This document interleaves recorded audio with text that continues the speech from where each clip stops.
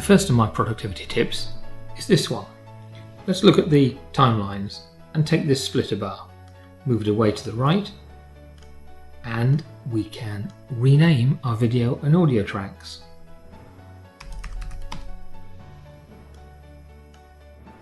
And if we're using maybe 10 or 15 timelines, that enables us to keep track of them. It's really useful. However, my real favourite is using hotkeys.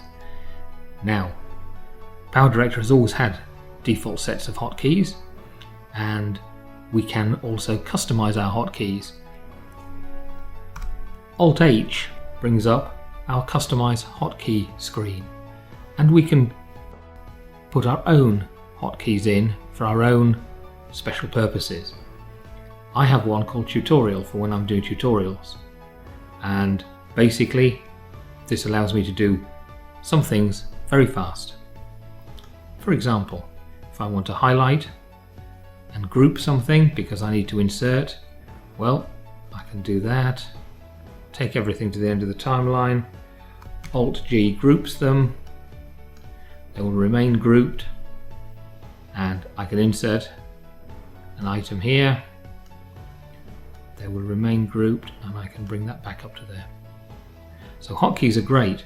So for example, if I position my timeline here, my scrubber, and I put in Alt-N, it brings up my Insert Project dialog box.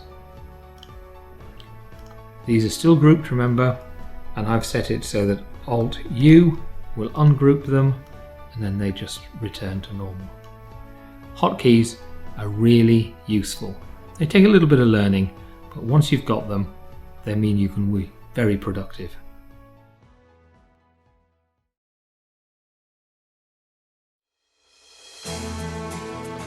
When we insert any media into an open space on the timeline, it just drops in. Inserting clips on or between others gives us a ripple editing pop-up. We can trim it to fit. At the start of another clip, we can use the crossfade feature. Other options are overwriting or inserting and moving all clips to the right. Here, we're combining two projects. Set the timeline marker, go to File, Insert Project, navigate to the project, and there it is. Here's an easy way to apply multiple repeated transitions. In the Transitions library, we can apply random or fading transitions to the whole project. Any transitions can be added to favourites and applied in the same way. We do this by selecting from within the Favourites library. Another great time-saving feature in PowerDirector 12 is copying and pasting keyframe attributes for enhancements, effects and motion. The first clip has been keyframed to fade from grayscale to full colour. Right-click and select Copy Keyframe Attributes, then paste to another clip. The same thing applies to effects. Here, the blur is set to fade off. Copy the keyframe attributes and apply. A great time saver. Motion set in Pip Designer works just the same. This image is set to zoom from the centre. With just a few clicks, we can apply that to any other clip or image.